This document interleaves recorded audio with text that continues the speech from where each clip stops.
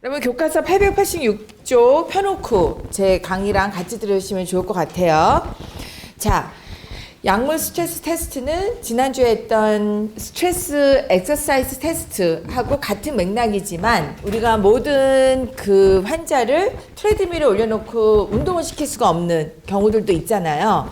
그래서 환자가 너무 상태가 안 좋거나 걸을 수 없거나 트레드밀 위에서 그럴 경우에는 저희가 약물, 즉 이 엑서사이즈를 대체할 수 있는 약물 효과를 낼 수 있는 방법으로 환자를 테스트를 해줍니다. 이거 역시 목적은 같죠. 관상동맥 관류 그리고 좌심실 기능을 평가하고 그래서 심근의 허열 혹은 경색을 발견하기 위한 것이 이 검사의 목적이에요. 이거 역시 안전하고 그리고 비침습적입니다. 물론 약물을 투여해 주지만 비교적 안전하고 비침습적인 방법이 되겠고요. 네. 자, 그래서 보통 걸을 수 없는 환자들, 그래서 혹시 신체적인 그 문제가 있거나 보행에 어려움이 있거나 혹은 심장의 상태가 너무 디컨디션드 되어 있는 그런 분이라면 그래서 우리가 타겟 하트 레이트 이런 것들을 설정해서 추진하기가 어려울 때 합니다. 그래서 주로 그 약물은 혈관 확장제 인 펄산틴이라든가 아데노신이라는 약인데 이 약들을 IV로 정맥 주입을 해서 관상동맥을 최대한 확장시키는 그래서 운동하고 유사한 효과를 내게 하는 거고요. 그 약물의 특징은 펄센틴은 약효가 한 15 내지 30분 정도 지속이 되는 반면에 아데노신은 주입도 빨리 해주고 약효도 10초 이내에 쫙 했다가 딱 사라져요. 예. 그래서 아데노신은 응급 상황에서 빈맥일 때 이렇게 주는 약이기도 한데 이거는 나중에 또 부정맥 강의할 때 또 보게 되는 약제입니다. 그래서 이런 약효가 이렇게 지속되는 시간을 고려해서 빨리 검사를 시행을 해야 되겠죠. 사이드 이펙트라고 할 수 있는 건 이 약물 투입에 따른 환자가 경험할 수 있는 부작용은 가슴 불편감이라든가 어지럼증 그리고 플러싱 같은 게 있을 수 있어요. 혈관 확장제 의 경우에 그래서 이런 부작용에 대해서 환자에게 미리 교육을 해주는 게 좋겠습니다. 또 구역이라던가 두통, 아데노신의 경우는 증상이 빨리 사라지는 대신에 좀 더 강렬해요. 예. 자, 그런가 하면 또 노뷰라민이라고 해서 이거는 이노트로픽스라고 우리가 얘기를 하는데 심박수도 올려주고 심근 숙축력도 올려주고 블러드 프레셔도 올려주는 그러니까 베라블라커하고 완전히 약효가 반대인 개념이죠. 베라블라커 제가 여러분들 소개해 줬는데 베타 차단제라고 하는 걔는 혈압도 내려주고 심박수도 감소시켜주고 심근 수축력도 감소시켜줘서 AMI 환자들한테 주는 약이라고 얘기했죠. 반대로 도뷰타민은 그 모든 것들을 이노트로픽스라고 우리가 이렇게 부릅니다. 그래서 심장의 대사 요구량을 올려주는 운동을 할 때 나타나는 증상을 만들어내는 거죠. 에코로 촬영할 때 우리가 사용하게 되는 약물이고요. 그 환자를 준비시키는 거는 보통 금식 한 4시간 정도 시키고 자극적인 것들을 섭취하지 않도록 가령 초콜릿, 카페인, 티, 또 탄산음료, 또 카페인을 함유한 약물들도 있습니다. 그래서 그런 것들을 금지하도록 안내를 해줘야 되겠죠. 자, 라디오 누클라이드 이미징 이거 역시 비침습적이고 안전한 그런 검사이고요. 관상동맥 관료와 좌심실 기능평가 및 심근허열과 경색 발견을 목적으로 하는 그런 테스트입니다. 방사성 동위 원소 주사량이 매우 적고 또 스캔하는 중간이나 혹은 이후에 특별히 방사성 주의가 필요 없는 그런 간단한 그런 이미징 영상 촬영이고요. 사용하는 방사성 동위 원소는 달리움 201 이고 이거를 IV로 주입을 하게 됩니다. 자, 그래서 심근 관료 영상을 찍게 되는데 이거의 그 베이스라인, 언더라인 개념은 이거예요. 화열 상태인 심근세포는 이 달리움 업테이크가 느려요. 그리고 더 건강한 심근세포에 비해서 적은 양을 흡수할 수밖에 없습니다. 그래서 가령 이미 MI를 겪었던 환자라면 스카가 남아있겠죠. 데드 티슈는 업테이크가 없는 거예요. 예. 그리고 허혈 상태인 조직에서는 적은 소량을 천천히 흡수를 하고, 그러니까 이거를 영상 촬영을 하면 그런 부위들이 구분이 되겠죠. 자, 방사선에 노출되는 양도 일반 엑스레이 검사하고 비슷한 수준이라고 합니다.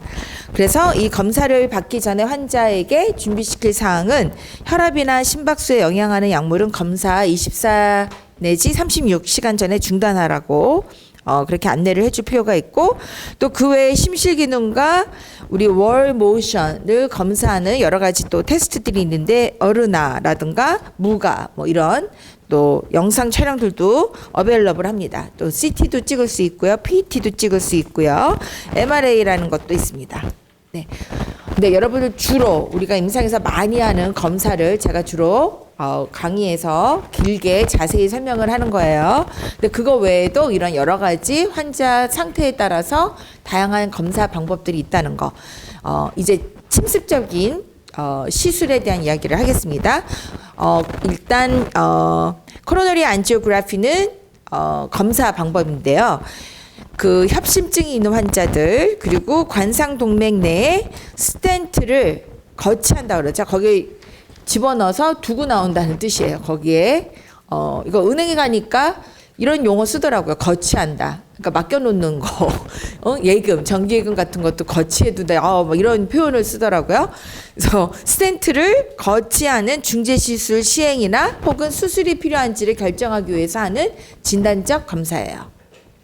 자, 보통 많이 사용하는 게 우측, 왼쪽보다는 우측을 많이 사용하고요. 우측을 여러 번 했어. 그러면 그 스카가 생기잖아. 그 표면에. 그러면 카테터 집어넣기가 이제 어려워지면 그때, 물론 이제 그렇게 여러 번 안 하면 좋겠지만 여러 번 시술을 하게 되는 경우에 이제 왼쪽도 사용하게 되는데, 제가 한국에 와서 어메이징했던 거, 우리가 교과서에는 이론적으로 우측 요골동맥, 그러니까 주로 많이 쓰는 게 대퇴동맥이에요. femoral artery인데, 그 대퇴동맥 말고 요골동맥도 사용할 수 있다라고 교과서에는 있었어요. 제가 미국에 임상에 있을 동안에도 주로 하는 게 right femoral artery 아니면 이제 left femoral artery인데, 우리나라는 2008년에 제가 귀국해서 보니까 이미 right radial artery에다가 하고 있더라고. 그러니까 한국 사람들이 이 손 기술이 굉장히 섬세하고 잘해. 제가 지난번에 얘기했죠. 미국 병원에 IV 팀이 있는데 일반 간호사들도 IV를 시도했다가 정맥 거치해 놓는 정맥 주사를 못 찾아내면, 그러면 그때 부르는 게 병원 내에 있는 IV 팀들인데, IV 팀 간호사들은 그것만 주로 하거든요. 정맥 주사를 너무너무 잘 넣는, 혈관을 아주 잘 찾는 사람들인데, 제가 있었던 병원이 미국 탑 100 병원 중에 하나인 큰 병원이었는데, 거기 IB팀 간호사가 10명이었는데 그중에 3분의 1이 다 한국의 간호사들이었어요. 한국에서 실무를 하고 간. 그거 참 궁금하더라고. 그러면 교포, 미국에서 태어난 우리 한국계는 어떨지 궁금한데, 그래서 그 이유가 뭘까? 그때 이제 우리나라에 어떤 뉴스가 있었냐면, 기능공들이 국제 경쟁 대회에 나가면 항상 1등을 하고 돌아오던 시절에 그 뉴스에 맨날 나와서, 요즘은 잘 안 나오더라고. 근데 그 이유가 다 뭐냐? 젓가락질을 사용해서 그렇다. 그렇게 얘기들 하더라고요. 예, 그게 약간 후천적인 것 같아. 그래서 그 정도로 잘하는데, 한국에 왔더니 이미 벌써 10년이 지난 얘기잖아. 그때 이 안암병원의 임도선 교수님이, 교수님 좋아하시겠네, 방송 탈다고. 이걸 요골동맥으로 하시는 거예요. 근데 이 요골동맥으로 하면 참, 물론 femoral artery보다 작으니까 더 그 고도의 그런 기술이 필요하겠지만, 환자 입장에서 너무 좋은 거예요. 왜? 뒤에 이 시술 후 femoral artery를 통해서 관을 삽입해서 하는 검사든 시술이든 처치 후에 간호가 아주 중요한데요. 그때 환자들 역시 매우 힘들어합니다. 왜? 똑바로 침상에 누워 있어야 되거든. 여러분, 뭐 누워 있는 게 뭐가 어려워? 그렇게 생각할 수 있는데, 백페인을 말도 못하게 호소해요. 꼼짝없이 오랫동안 누워 있어야 돼. 왜? 잘못해서 건드려 놓는 그 우측 다리로 관을 삽입했다 그러면 그 부위에서 출혈이 일어날 수가 있거든요. 그리고 시술하는 동안에 또 블러드 클럿이, 관이 들어가는 동안에 블러드 클럿이 생기게 되면 어떻게? 그리고 또 스텐트나 이런 걸 두고 나오게 되면 블러드 클럿이 생길 수 있는 위험이 높아지잖아요. 그러니까 블러드 티너를 많이 주거든. 응? 그렇기 때문에 안 그래도 페모럴 아터리 자체가 동맥이고 프레셔가 높은 데라서 우리가 왜 동맥혈 가스 분석하고 나서도 어떻게 해야 돼? 한 5분 이상 눌러줘야 된다 그랬죠. 지그시 문지르는 게 아니라 출혈 위험 때문에 그렇잖아요. 근데 페모럴 아터리에 더군다나 그 지혈이 아니라 엔타이 그 플레이틀레트를 사용해서 혈전이 생기지 않게끔 그런 약제를 주고 있는 상황에서 페모럴 아터리에 출혈이 생기지 않게끔 우리가 클로즈 모니터링을 하는 것뿐만 아니라 출혈을 예방하기 위해서 뭐 무거운 모래주머니를 올려놓은 상태에서 그 부위에 꼼짝없이 누워있는 동안 환자들이 겪는 그 불편감은 말할 수 없어요. 그래서 고개도 들 수가 없고 그리고 그런 상태에서 보통 오버나잇 스테이를 하게 되거든 병원에서. 근데 요골동맥을 하게 되니까 환자가 꼼짝없이 누워있는 시간이 훨씬 단축이 되고요.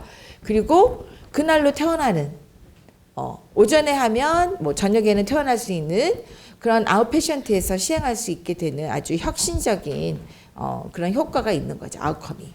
예. 그래서 이 정도로 잘하고 있다라는 거 제가 이렇게 시간을 들여서 여러분들에게 설명을 하게 되네요. 환자 입장에서 볼 때 제가 어떤 우리나라가 잘한다 이런 것도 긍지를 가질 만한 거지만 이런 스킬이 뛰어나고 이런 거 그것도 좋지만 더 중요한 건 환자의 입장에서 겪는 불편감을 줄여줄 수가 있는 그런 아웃컴, 성과 면에서 아주 잘하는 방법이라고 할 수가 있겠습니다. 또 슬라이드가 넘어갔네요. 자, 그래서 보통 사용하는 동맥에 아프잖아요. 그 뚫고 들어가니까 국소 마취 너밍 메디케이션을 해주고서 가느다란 심도자관을 우리 동맥을 타고 심장 쪽으로 계속 올려보내는 거죠. 그래서 관상동맥까지 보여주는데 그거 감으로 하겠어요? 아니에요. 영상 보면서 합니다. 예, 아주 섬세하게 보통 다 순환기 내과, 그 카디올로지스트들이 그렇게 하는 시술이에요. 내과 쪽 카디올로지스트들은 수술을 하는 게 아니라 시술까지 하는 겁니다. 예. 그리고 수술은 서전들이 하는 거예요. 그래서 카디오 소라식 흉부외과 의사들이 하시는 거고요. 예. 이렇게 나눠져 있어요. 그래서 관상동맥을 찾아서 거기에 위치시킨 다음에 조영제를 뿜어줍니다. 그래서 컨트라스트 다이라고 하는데 다이를 뿌려줘서 어떻게 어디가 막혔는지를 보여주는 거예요. 이 혈류를 따라서 다이가 쫙 퍼지거든요. 그러면 그 막힌 부분이나 좁아진 병변을 확인할 수가 있는 거예요. 이거 하는데 시간은 오래 걸리지 않습니다. 네, 뭐 한 20분 정도 소요가 된다고 하고요. 이 그림에서 보시듯이 이렇게 무거운 모래주머니를 내내 그 부위에 올려놓고 꼼짝없이 환자가 아무래도 뭐 진정제도 주고 그러니까 자다가 움직일 수가 있잖아요. 그러다 블리딩 나면 큰일이거든. 그렇기 때문에 환자를 기억시켜주기 위해서 그 발목에 리스트레인트를 침대 발치에다 묶어놔요. 쭉 스트레이트업하고 누워있으라고 그렇게 리마인드 시켜주는 목적으로. 그래서 지혈이 매우 중요하고 근데 여기 팔에다가 이렇게 라디얼에다 하면 얼마나 간편해요. 환자가 금방 암뷸레이트 할 수 있겠죠. 기상해서 돌아다닐 수도 있고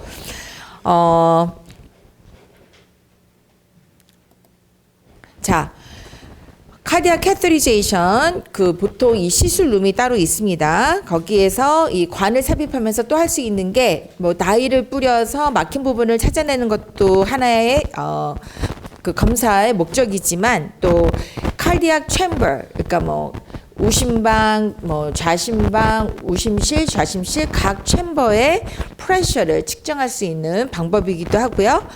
또 트럼보스가 있는 부위는 여러분 이거 그림에 잘 보이는지 모르겠는데 앞에 불 좀 꺼줄래?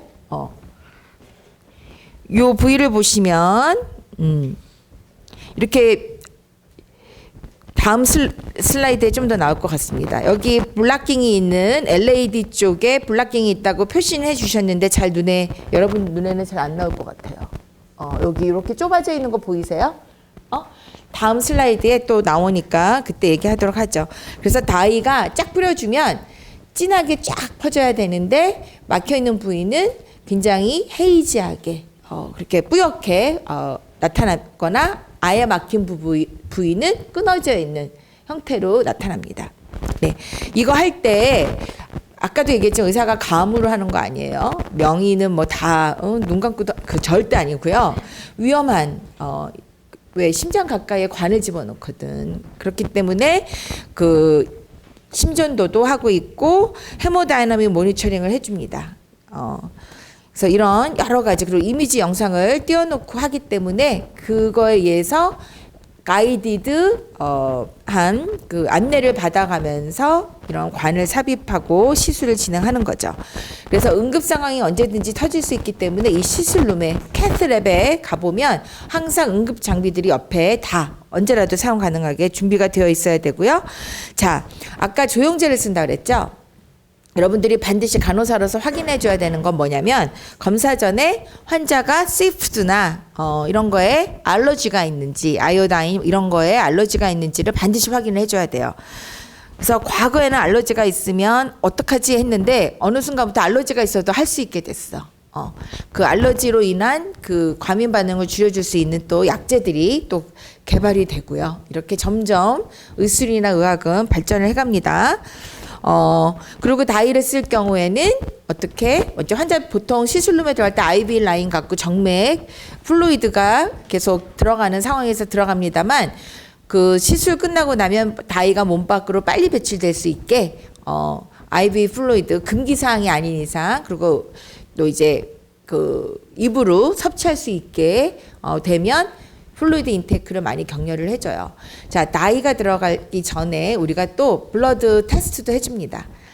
신장 기능을 평가할 수 있는 랩. 그래서 BUN이라든가 크레아티닌. 왜냐하면 나이가 건강하신 분들은 괜찮은데 평소 키드니 상태가 좀 안 좋으신 분들은 근데 본인이 또 모를 수도 있잖아요. 그래서 이 베이스라인 케미스트리를 우리가 혈액 검사에서 결과를 꼭 확인을 해서 키드니 펑션을 알 수 있는 크레아티닌 수치라든가 혹은 BUN 같은 거에 넘버를 확인을 해서 키드니를 만약에 수치가 조금 좀 컨선이 되는 환자다 그러면 키드니를 프로텍트 해줄 수 있는 또 약제가 또 개발이 됐어요. 그래서 이렇게 임상에 오래 있으면 여러분 좋은 게 뭐냐면 이렇게 발달이 되어져 가는 걸 여러분들이 쭉 볼 수가 있는 거야. 단편적인 모습만 보는 게 아니라 그래서 그런 약제를 먹고 또 시술 받을 수 있게끔 그렇게 해주고 있습니다. 그래서 혈액 검사 반드시 중요하고요. 그래서 아까 그 다이가 즉 키드니에 안 좋을 수 있다는 얘기잖아요. 그래서 꼭 IV 플루이드를 다 시켜내는 와시아웃 시켜내는 이렇게 필요합니다. 네. 환자가 탈수 상태라 그러면 이런 다이가 더 독성이 있겠죠. 예, 몸에 더 해로울 수가 있기 때문에 충분히 하이드레이트 시켜줘야 될 필요가 있다는 거. 이거 시술 후에 우리 서큘레이션 특히 그 출혈에 대한 거 모니터링 해줘야 되고 또 부정맥이 가끔 발생할 수가 있기 때문에 항상 텔레메트리 플로우나 중환자실에서 우리가 컨티뉴어스 카디악 모니터링을 해줘야 되는 거예요. 네. 자, 그래서 이 시술 후에는 환자의 활동을 제한하는 베드레스트를 반드시 해줘야 된다. 약물에 대한 거 우리 교과서에 참 잘 설명되어 있더라고요. 그래도 제가 몇 가지 짚고 가도록 하겠습니다. 우리 체스트 페인이 있는 협심증의 경우에는 우리 약물 치료의 목적은 O2 디맨드, 즉 심근이 O2를 너무 많이 쓰지 않게끔 워크로드를 낮춰주는 게 목적이에요. 그런가 하면 블러드 플로우가 제한이 됐기 때문에 발생하는 증상이잖아요. 그렇기 때문에 O2 서플라이를 어떻게든 더 해주려고 하는 거죠. 예. 그래서 우리가 많이 처방해 주는 게 나이트레이트, 질산염이라고 지난번에 제가 얘기해 줬죠. 예. 그래서 질산염, 이 나이트레이트 계통, 나이트로글라이세린 이건 상품명이고 걔를 주면 혈관이 확장이 돼요. 예. 그래서 그 애프터로드뿐만 아니라 플릴로드도 낮춰주는 그런 효과가 있는 약이죠. 그래서 체스페인이 있을 때는 서블링구얼리 준다고 얘기했어요. 약효가 즉시 나타납니다. 그런데 알약으로 주거나 혹은 패치로 주는 경우도 있어요. 여러 가지 유형으로 약효를 줄 수가 있는데 그거는 급성기에 주는 약들은 아니에요. 예, 예방 효과로 주는 약들이에요. 그래서 서브링구얼리 주는 그러니까 이 설화 투여하는 나이트로글라이세린은 응급시에만 그래서 PRN으로 주는 거야. as needed. 아셨죠? 예. 그래서 기억해야 될 거, 래피드 액팅이 있고 롱거 액팅이 있는데 특히 내성이 생기는 게 이 약의 단점입니다. 그래서 이 약은 의사가 예방 목적으로 처방을 해주더라도 꼭 이 나이트레이트 오프 피어리드가 있어야 돼요. 그래서 패치로 주는 경우에는 병원에 보통 미드나잇부터 오전까지 간호사가 반드시 미드나잇에 가서 이 나이트로 패치를 띄워줘요. 그리고 묻어있는 연고도 다 와이프 오프 해줍니다. 다 닦아내줘요. 그래서 그렇게 해야 이 나이트로글라이세린 다음번에 약을 받을 때 약효가 나타나요. 그래서 내성이 생긴다는 거. 이게 아주 주의해야 되는 거. 그러니까 예방 효과로 주는 약들에서 여러분들이 유의해야 되는 것들이고요. 지난번에 얘기했죠. 부작용 뭐 있다 그랬지? 두통. 그래서 헤데이크 때문에 세라미노펜 같은 타이레놀 약들을 같이 처방대로 주는 게 중요하고요. 또 두통 외에도 어지럼증, 또 혈압이 떨어지는 거지. 혈관을 확장시키니까 그만큼 혈압이 떨어지는 거야. 어지럼증이나 혹은 너지아 이런 거 호소할 수가 있습니다. 예. 자, 그런가 하면 베라블라걸 얘는 아까 제가 설명했죠? 심근 워클로드를 수축력을 저하시켜주고 좀 쉬어 이러는 거지. 왜? 안 그러면 심장이 열심히 일을 하면 할수록 O2 디맨드가 올라가고 근데 블러드 서플라이는 안 되고 그러면 너무 힘들잖아. 심장이. 그쵸? 그러니까 심장 근육의 컨트랙틸러티도 낮춰주고 그러다 보니 또 워클로드 낮춰주는 거 뭐였을까? 좀 덜 뛰면 되겠지? 그러니까 하루 레이트이 떨어져요. 그러면서 블러드 프레셔도 떨어져요. 자, 여러분 그래서 이 베라블라커도 그렇고 칼슘 채널 블라커도 그렇고요. 여러분 이 약을 주기 전에 반드시 뭐 해야 되는지 내가 벌써 힌트 줬는데 뭐 해줘야 될까? 그렇지. 바이탈 사인을 측정해야지. 블러드 프레셔하고 하루 레이트를 반드시 측정해줘야 돼요. 반드시 측정해줘야 되고요. 그러고 나서 물론 이제 경구로도 투여가 가능하지만 IV로도 줄 수가 있거든요. IV는 약효가 금방 나타나기 때문에 반드시 베이스라인 알아놔야 됩니다. 그래서 간혹 환자의 하루 레이트이 너무 슬로우하다. 60 미만이고 때로는 50 미만이고 또 블러드 프레셔가 완전 저혈압이다. 그럴 경우에는 의사한테 노티해서 어떻게 할까 의논해서 안 줄 때도 있습니다. 예. 그렇기 때문에 반드시 약 주기 전에 환자의 heart rate, blood pressure 꼭 측정하시고 기록하셔야 돼요. 아셨죠? 자, 칼슘 채널 블라커도 마찬가지로 관상동맥 혈류를 개선해주는 효과가 있고 혈압을 낮춰주는 그래서 고혈압 제제로도 많이 쓰여요. BB도 그렇고 CCB도 그렇고 여러분 BB는 BB 크림이 아닙니다. 베타 블라커예요. 성인간호원에서 우리가 말하는 BB는 또 그런가 하면 이 칼슘 채널 블라커도 심근 수축력을 좀 덜어주는 그런 약효가 있어요. 예. 또 그런가 하면 로우 도즈 아스피린 제가 지난번에 얘기했죠? 예, 예방 효과로 베이비 아스피린부터 뭐 일반 용량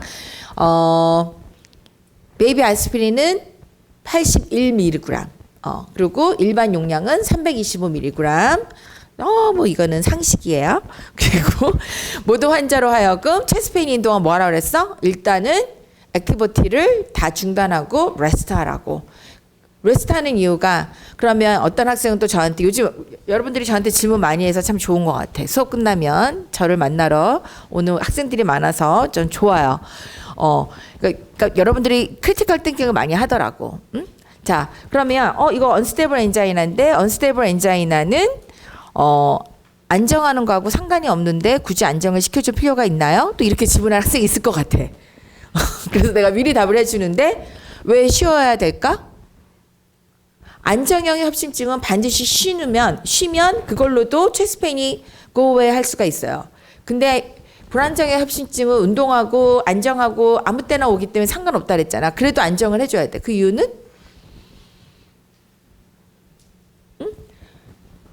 워크로드를 심근의 워크로드를 낮춰줘야지. 그치?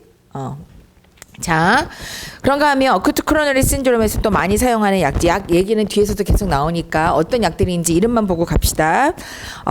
섬유소 용해제, 예. 그리고 나이트레이트, 베라블라컬, 아스피린, 헤파린 또 항응고제고요. 또 클로피도그레일, 얘는 항혈소판 제제입니다.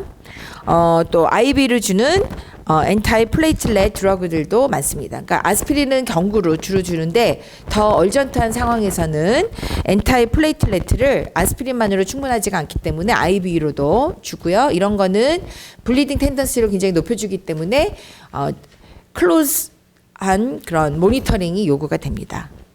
이 모니터링은 다 간호사들이 하는 거예요. 네. 그래서 간호사들의 역할이 굉장히 중요하고, 그래서 제가 왜 우리 고려대학교 졸업한 우리 졸업생들은 중환자실이나 CCU 이런 데 가면 좋겠다라고 얘기를 많이 해서 우리 졸업생들이 또 실제로 중환자실에 많이 갑니다. 예. 똑똑한 간호사들이 중환자실에 있어줘야 아무래도 위중하고 얼전트한 케어를 요구하는 환자들이 서바이벌 레이시 올라갈 거 아니에요. 그쵸? 예. 미국에서는 경력이 많은 간호사들이 주로 크리티컬 케어 유닛에서 일을 하는데 우리나라는 안타깝게도 간호사 턴오버 레이시 너무 높아서 신규 간호사인데도 중환자실에 투입을 해. 그러다 보니까 이 똑똑한 간호사들을 많이 투입을 하는 것 같아요. 예.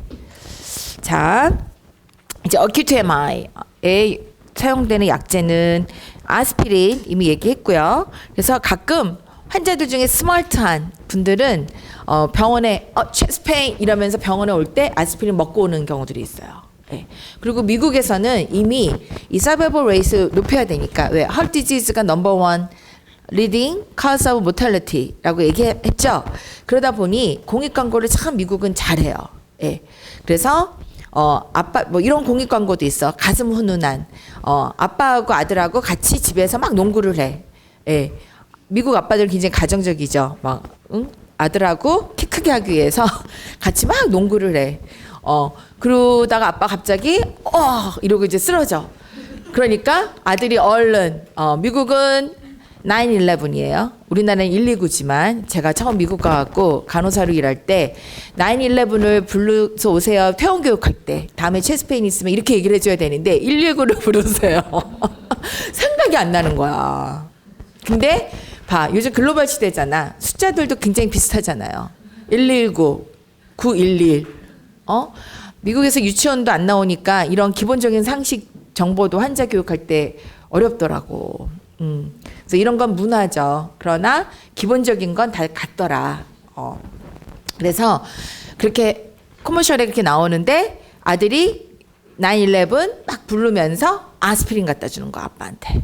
그래서 병원에 딱 도착해서 잘했다 칭찬해 주는 그런 커머셜이 그러니까 이 국민들이 그 TV를 보면서 커머셜 보면서 어떤 생각하겠어? 아스피린 줘야 되겠구나. 그리고 집에 아스피린이 상비약처럼 있어야 되겠구나. 이런 생각들을 하겠죠. 예. 그래서 그런 공익 광고를 지금 많이 만들었으면 좋겠고 그런 건 우리 간호 쪽에서 잘 만들 것 같아. 왜 사람에 대한 이해가 뛰어나서 물론 의사 선생님들도 잘 하실 수 있죠. 예. 근데 우리 간호 쪽이 환자들하고 접촉이 더 많기 때문에 다양한 그 언셋과 관련된 그 상황이라던가 그런 애로사항들을 많이 접할 수가 있거든. 그래서 그런 아이디어를 갖고 그런 것도 좀 만들고 여러분도 혹시 기회 되면 그런 거 응모도 하시고 그러세요. 자, 엔타이 플레이틀렛, 엔타이 코아귤란트, 이거 두 개 다 블러드 클랏을 예방하기 위한 약제들입니다. 예, 이미 형성된 블러드 클랏을 없애지는 못해요. 예, 그러나 더 생기는 거를 예방하기 위한 블러드 티너들이죠. 예, 환자들한테는 피를 그러니까 찐득찐득하지 않게 옅게 해주는 그런 약제다. 블러드 티너라는 말을 환자들은 잘 이해를 해요. 근데 엔타이 플레이틀렛, 엔타이 코아귤란트 막 이러면 유식하신 분들은 그런 약 딱 알아듣지만 일반적으로 잘 모르시는 분들한테는 가끔 병원에 오시는 환자분들이 고혈압 이러면 몰라요. 그러니까 미국 환자들도 하이퍼텐션 이러면 못 알아들어. 헬스 리터러시라고 보통 우리가 얘기를 해요. 영어를 못하는 게 아니라 그 의학적 용어의 의미를 이해를 못하는 환자들. 그래서 하이 블러드 프레셔 이러면 그거 알아들어요. 그래서 여러분들이 환자들 눈높이에 맞춰서 약물에 대한 설명을 할 때 특히 아주 지혜가 필요합니다. 이런 거 누가 잘할까요? 간호사들이 잘하지. 자, 그래서 주로 우리가 흔히 많이 쓰는 약제들이 플라빅스라든가 티클리드 이런 게 임상에서 많이 사용되는 약제들이고요.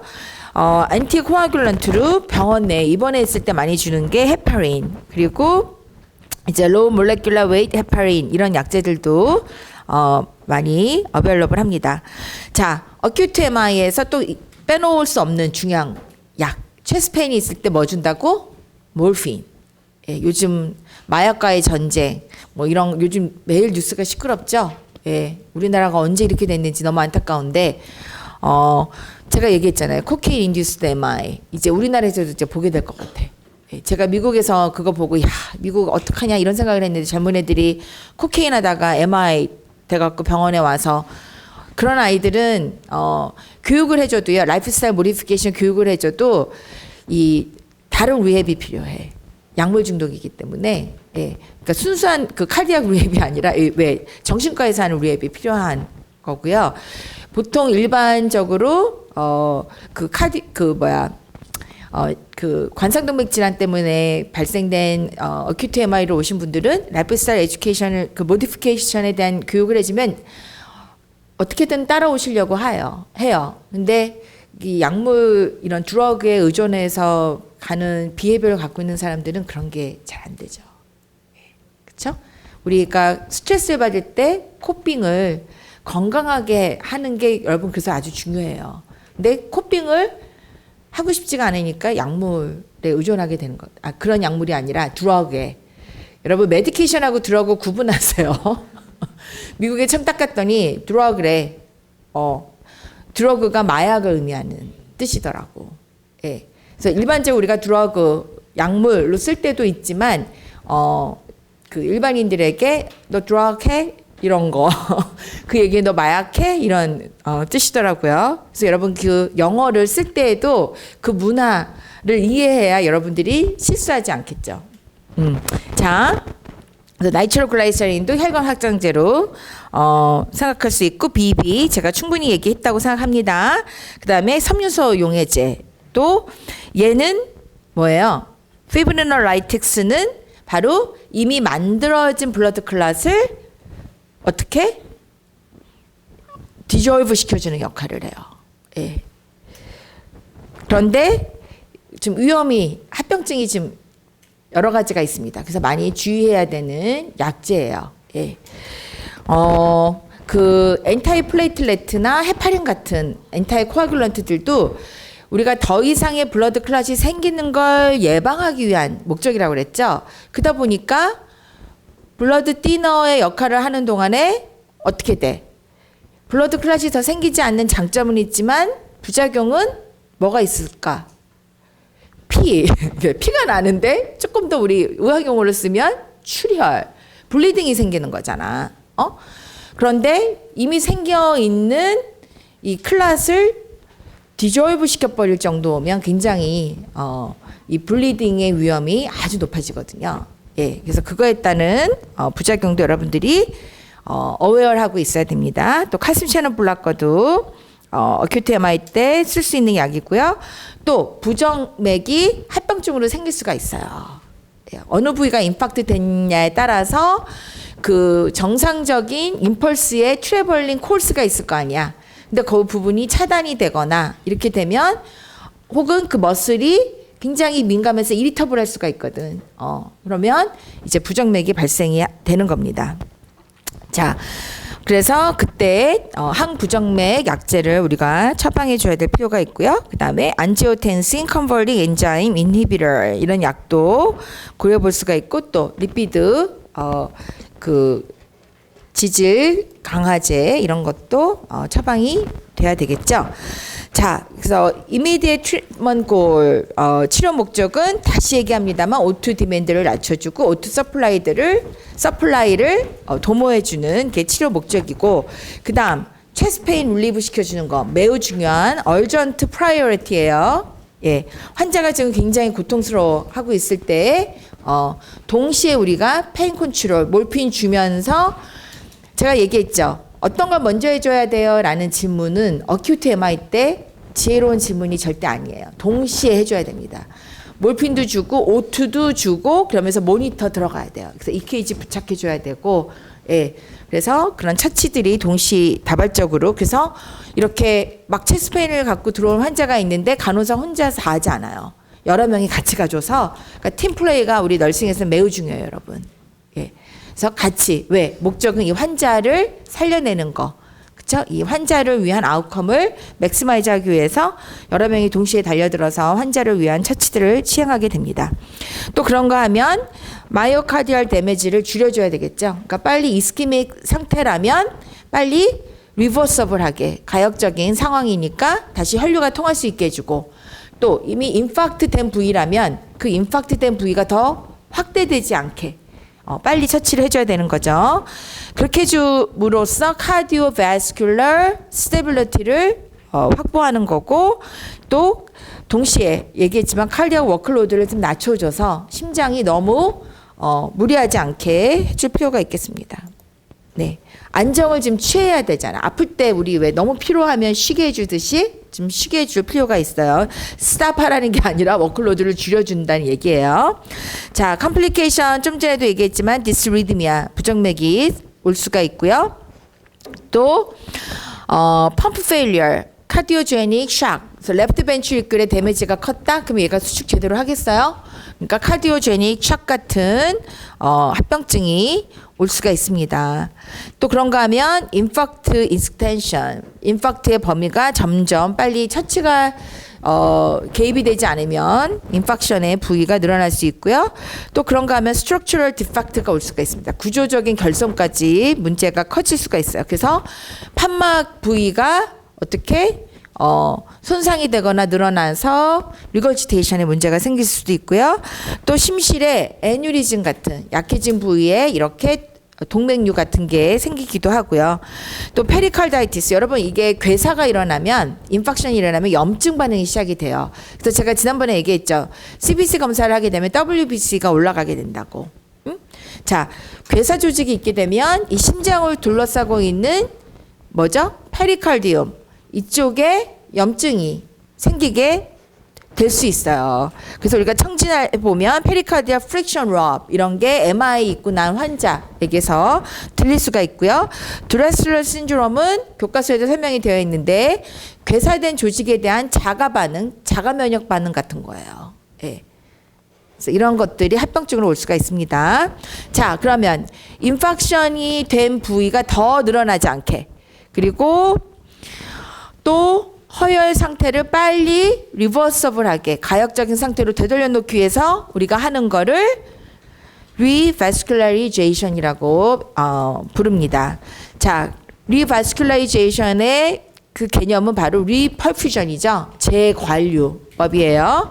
그래서 퍼쿠타니우스 코로너리 인터벤션 또는 트롬볼라이틱스를 사용한 아까 말한 이미 형성되어 있는 피떡을 쫙 녹여줘 버리는 날려버리는 그런 방법을 우리가 선택할 수 있습니다.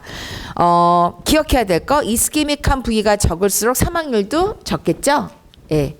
자, 그러나 허혈 부위가 아주 심각할수록 PCI 중재술이 필요하고요. PCI를 받으면 사망률을 20% 감소시킬 수 있다고 합니다. 자, 그 수술이 아닌 시술이에요. 퍼큐타니우스 트랜스루미널 코로너리 안지오플라스티가 이 PCI의 그 시술명입니다. 알았죠? 예. 그래서 그 인터벤션 중재 시술에 바로 엔지오플라스티 PTCA라는 게 있고 또 인트라 코로너리 스텐트. 여러분 이 블루는 엔지오플라스티는 말 그대로 혈관 성형술인데 이거는 블루온을 이용해서 해요. 풍선을 집어넣어줘서 막혔던 부분을 자꾸 반복적으로 인플레이트, 디플레이트 해주면서 좁혀진 부분을 다시 확대시켜주는 그런 시술이었거든요. 그래서 이게 먼저 나왔어요. 스텐트보다. 예. 그러다가 스텐트가 나오면서 스텐트는 거치에 놓고 있거든.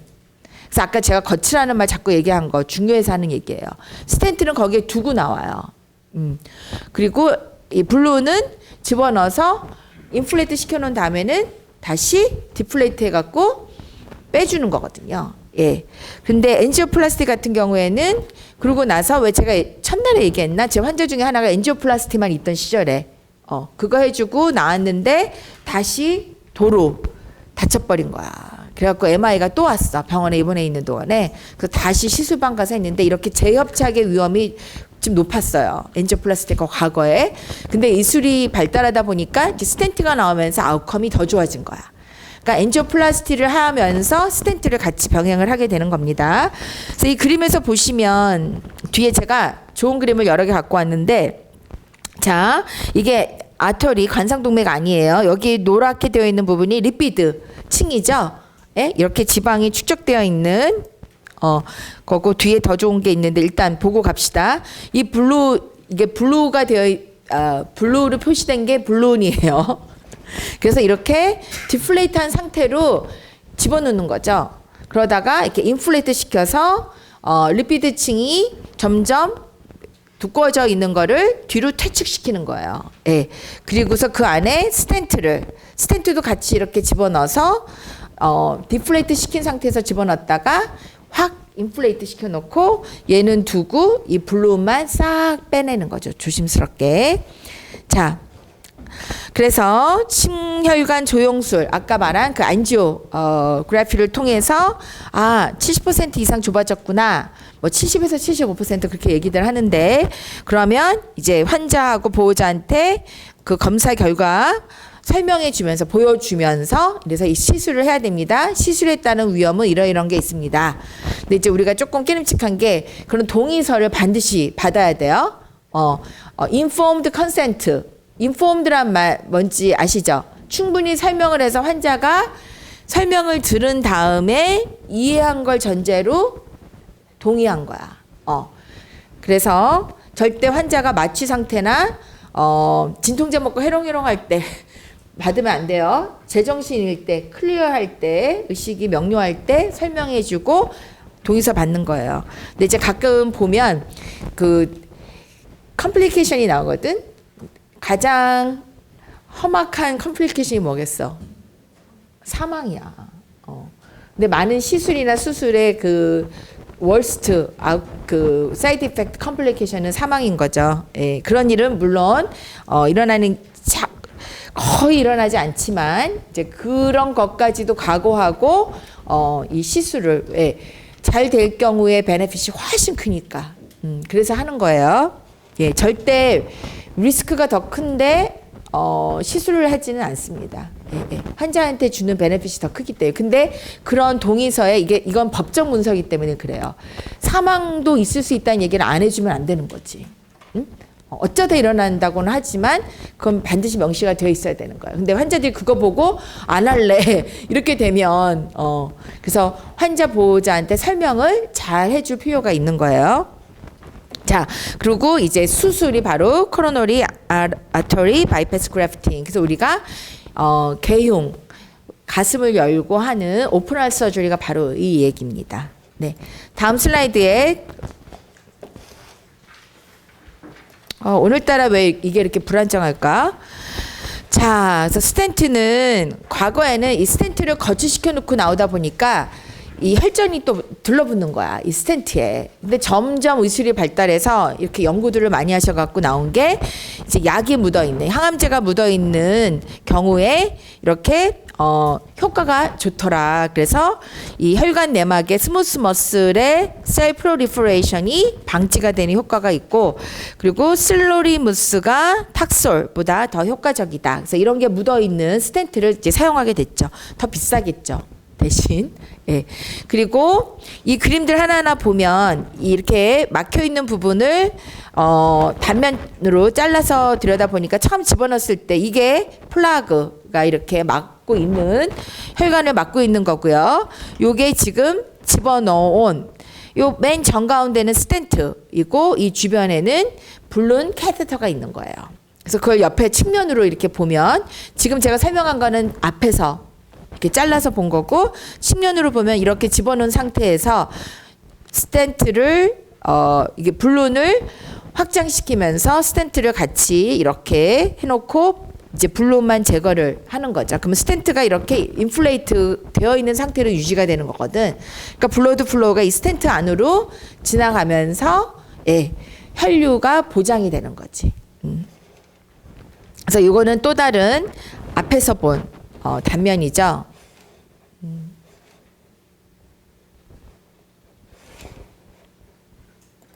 앞에서 본 단면. 그래서 이 페이턴스가 이 정도 확보가 되는 거예요.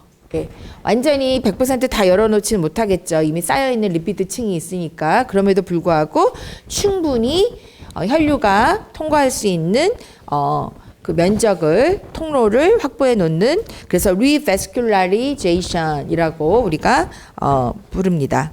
자, 이게 그 사진, 그 캐슬랩 사진인데 이분이 바로 임도선 교수님이세요. 예. 그래서 어떤 분인지 좀 보여주면 좋을 것 같아서, 그리고 이분은 또 이 관상동맥 환자들 위해서 만화책도, 한국 사람들이 만화를 좋아하잖아. 그래서 만화책으로 그렇게 또 만들어서 저한테도 한 권 주셨어요. 자, 요 사진 여러분 잘 보이나요? 여기 보면 막혀 있는 부분, 여기 완전 내로우 다운 되어 있죠. 그러니까 다이로 쫙 하는 거야. 심장이 수축과 이완을 반복할 때 나이를 쫙 뿌려주면 이렇게 쫙 퍼져나가죠. 혈류를 타고. 근데 여기가 어떻게 거의 끊어져 있는 것처럼 보이죠. 예. 그래서 이제 이 부분을 타겟으로 시술에 들어가는 거예요. 그래서 이 경우는 이제 페모럴 아러리 쪽 하시는 것 같고, 이렇게 에이셉틱한 환경에서 이게 이제 테이블이에요. 매드라고 안 불러요. 예. 시술 테이블에 환자를 눕혀놓고 이렇게 여러 가지 영상과 EKG와 여러 가지 장비들을 다 갖춘 환경에서 합니다. 예. 그리고 환자를 이렇게 진정을 시켜요. 그래서 때로는 이렇게 볼 수 있도록, 환자가 완전히 잠자는 게 아니고요. 이렇게 그 영상을 확인도 할 수 있게 깨우면. 근데 이거는 미국 얘기고요. 한국은 어떻게 하는지 내가 정확히 모르겠어. 왜냐하면 이 위내시경도 미국은 다 깨워요. 자고 있는데 자고 있어도 다 들리거든. 그러니까 그런 정도의 수면 마취제를 사용해요. 그래서 그렇게 하는 이유가 폴립이든 아니면 어떤 병변이 보이잖아. 그러면 깨워요. 그러면 어라우저블해. 또 다 들려. 그리고 화면이 또 다 보여. 그러고 나서 여기에 폴립이 있는데 이거는 우리가 지져서 제거할 겁니다. 그러면서 그때 해줬던 의사가 이렇게 얘기하더라고. 동아시아권에서 아시아권에 특히 한국, 그러니까 코리아, 차이나, 재팬, 오리진, 아시안 미국인들은 다 이런 폴립이 나와도 다 한다. 그 이유가 워낙에 위암이 높은 나라들이어서, 그래서 우리가 반드시 조직 검사를 해준다. 그게 미국의 프로토콜이라고 의사가 설명을 얼마나 길게 하는지 나는 다시 자고 싶은데. 근데 되게 고맙더라고요. 그리고 실제 환자로 하여금 확인하게 해줘. 시술 중에.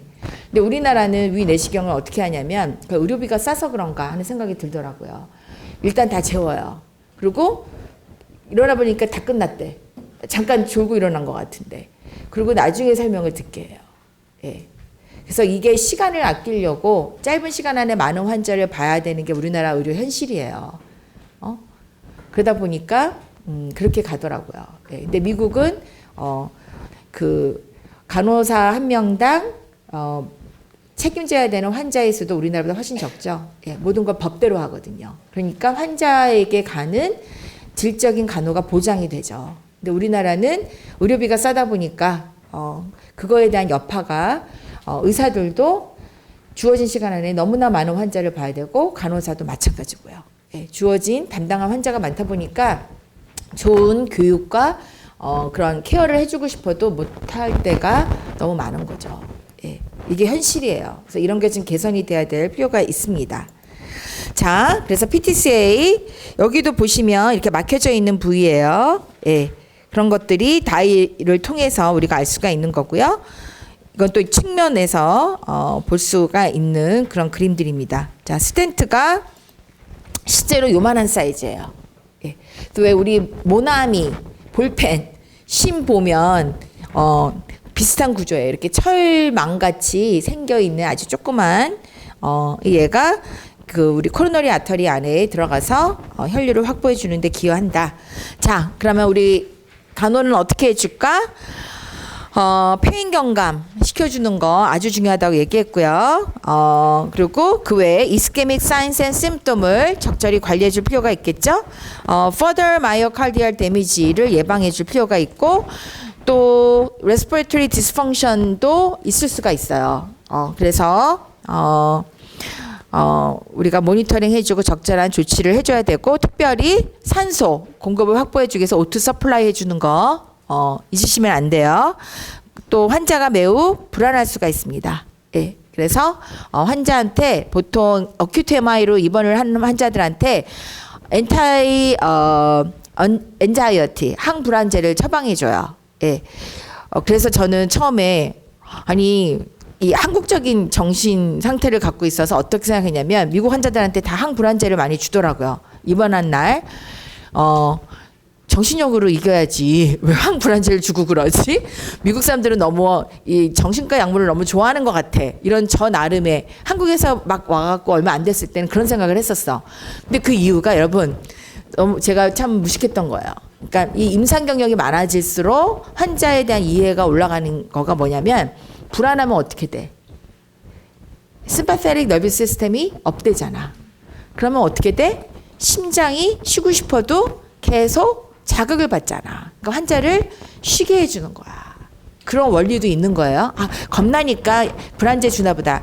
단순히 그게 아니야, 여러분. 그래서 수면이 아주 중요해. 환자들이 입원한 날 충분히 잘 수 있게. 그래서 필요할 경우에는 시술이 그 다음날 정해져 있다. 그러면 그 전날 충분히 잘 수 있게 수면제를 처방해 주기도 합니다. 예. 자, 또 그런가 하면 이제 퇴원시를 예상해서 이제 셀프 매니지먼트 프로그램 할 수 있도록 교육도 준비를 해줘야 되겠죠. 그리고 이제 컴플리케이션이 있지 않은지 조기 증상. 그래서 아까 그 펄모너리 컴플리케이션 같은 거 디스펑션 있을 수 있다고 그랬는데 펄모너리 에데마 같은 것도 올 수가 있고요. 펄모너리 에데마하고 또 CHF 수축력이 약화가 되면서 congestive heart failure에 그런 문제가 올 수가 있고요. 또 심한 경우에 cardiac arrest도 올 수가 있습니다. 예. 또 pericardial effusion, cardiac tamponade 같은 합병증들이 올 수가 있어서 이런 합병증들은 다음에 또 강의를 통해서 여러분들에게 설명해 줄게요. bed rest 필요하고요. 여러분 이 프랙티스가 얼마나 재밌냐면 제가 여러분들만한 학생일 때 어큐트 MI 어떻게 배웠는지 아세요? 교수님이 이렇게 강의해줘 우리 다 받아쓰기 했거든. 그때는 이런 게 있던 시절이 아니니까. 근데 계속 반복적으로 나오는 게 absolute bed rest for 10 days야. 근데 지금 병원에 열흘씩 없습니다, 여러분. 예. 근데 제가 임상에 처음 일했을 때만 해도 한 일주일은 기본이었어요. 근데 evidence based practice에 의해서 매일매일 이 환자가 성취해야 될 목표가 있는 거야. 우리가 이러이러한 중재를 해주면 치료를 해주면 환자의 아웃컴은 first 24 hours 동안은 이 정도로 개선이 돼야 된다.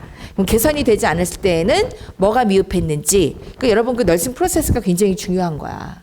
그 5가지 단계.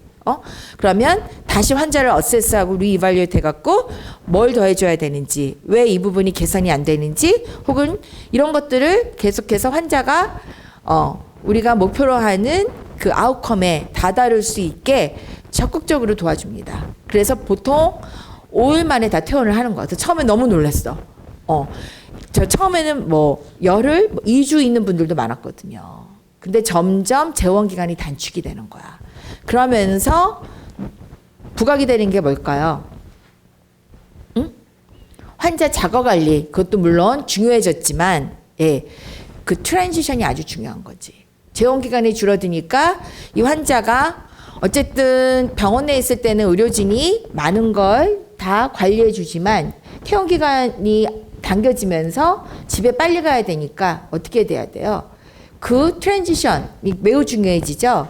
그러니까 그걸 도와줄 수 있는 가정방문 간호라든가 혹은 이런 전문 간호사들이 조기 퇴원 시기에 해야 될 것들을 잘 가이드해 주거든. 근데 미국은 이런 게 돼. 해줘. 근데 우리나라는 그게 없는 거야. 그러니까 재원 기간은 우리나라도 짧아지고 있는데 이런 환자들이 집에 가서부터는 어떻게 하냐고.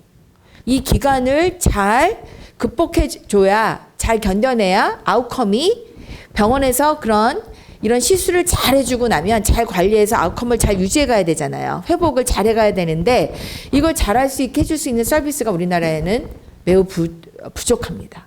저는 그게 너무 안타까워요. 이 부분을 잘할 수 있는 게 전문 간호사들 혹은 경력이 많은 간호사들이 해줄 수 있는 분야거든. 근데 이런 분야에는 투입이 안 되고 있어 지금.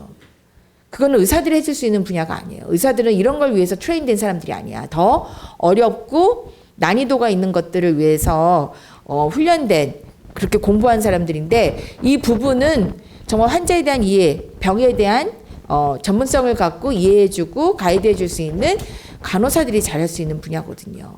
그래서 우리나라 의료 서비스의 질이 앞으로도 개선이 되려면 이런 부분들이 더 채워져야 돼요.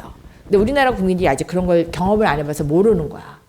이게 바로 뭐냐면 continuity of care예요.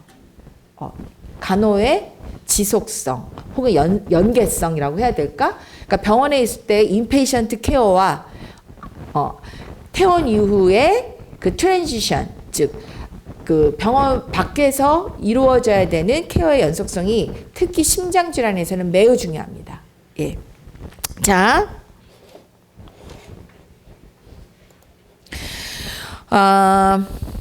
그래서 베드레스트 기간이 매우 단축이 되고 요즘은요 프랙티스 그 가이드라인 보면 첫날은 어쨌든 어큐트 MI 있고 나서 잘 쉬어줘야 되지만 회복이 되면서 이제는 암뷸레이션, 이제는 움직이라고 해줘요. 그래서 병원에 있는 동안에 의사 간호사들이 옆에 있을 때 환자가 이제 그 병실 안에서도 좀 왔다 갔다 하고 본인 as tolerated 환자가 할 수 있는 만큼 너무 겁먹을 필요 없어요. 그 다음에는 지금 별 문제 없이 잘한다. 왜? 시술했잖아.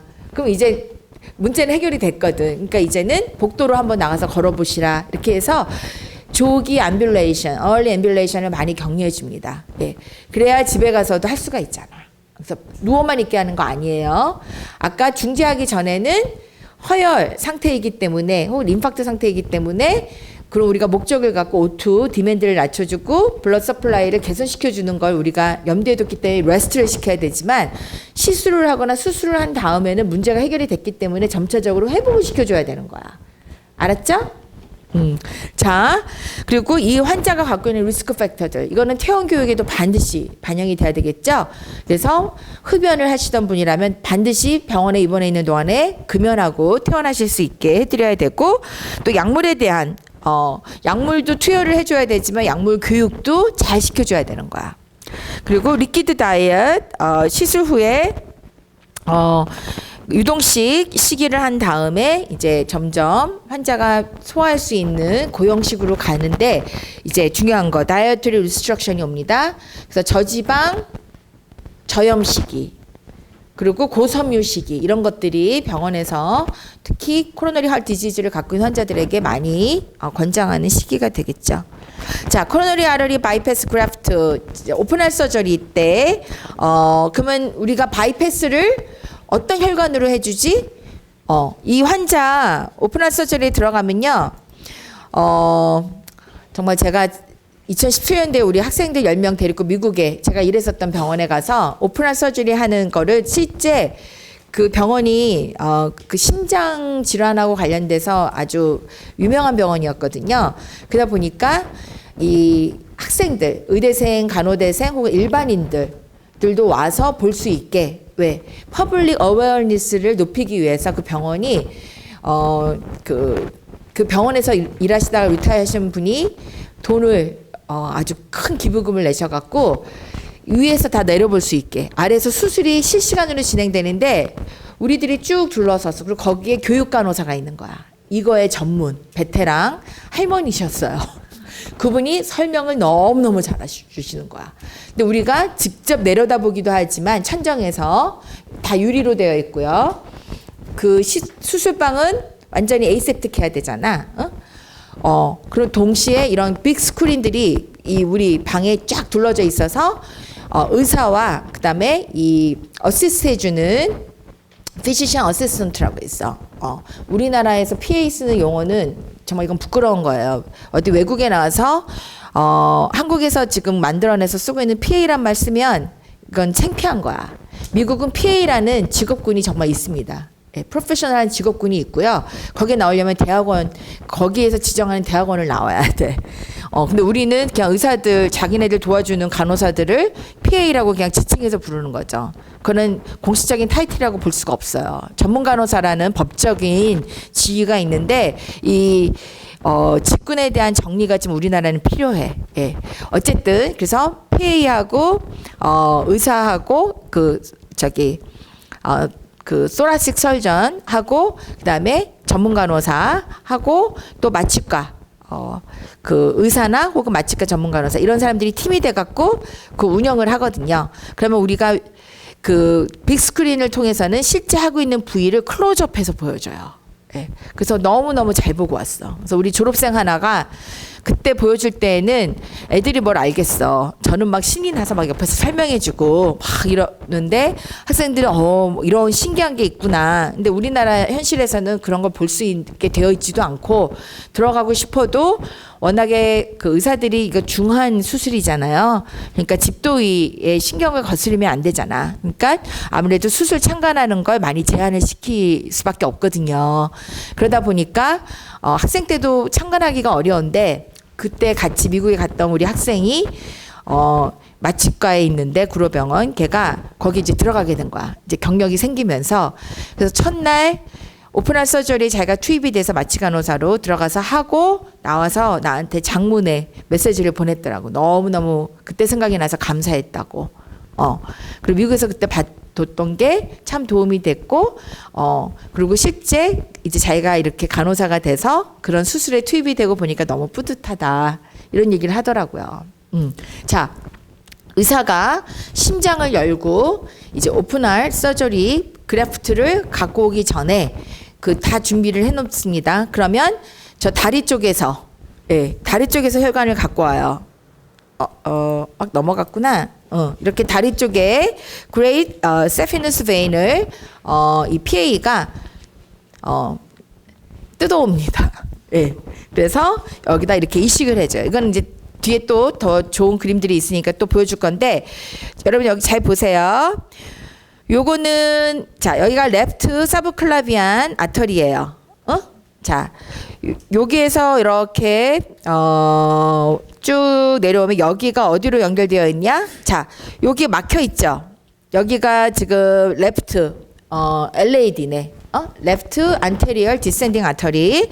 근데 여기가 막혀 있어. 그러면 이 뒷부분은 블러드 서플라이가 하나도 안 가면 어떻게 돼? 다 허혈 상태, 그다가 괴 사이에 이르겠죠. 그러니까 서브클라비안 쪽에 있는 이 블러드를 그대로 바이패스 혈관을 통해서 이 막혀 있는 바로 뒷부분으로 연결을 해주는 거예요. 보이죠? 자, 그런 다음 또 여기도 보시면 대동맥이잖아 이거, 그쵸? 대동맥인데 여기 막혀 있는 여기는 라이트 코로너리 아터리네요, 그쵸? 그래서 심장의 우측에 이 부위가 막혀 있으니까 이 아래 부위 바로 아래에 이렇게 연결을 해주는 거예요. 그래서 우리가 바이패스, 우회로를 낸다라는 원리로 그렇게 보시면 되겠습니다. 자, 그래서 이 캐비지 할 때 원리는 이런 거예요. 그때 많이 사용하는 아러리가 인터널 맘머리 아러리. 여러분 알아두시는 게 좋습니다. 주로 왼쪽에. 그래서 우리가 레프트 인터널 맘머리 아터리의 이니셜만 따서 리마라고 부르죠. 리마. 그리고 사피누스 베인 그래프트를 이용해서 이렇게 이식을 해주고요. 자, 요 그림은 뭘 보여주느냐?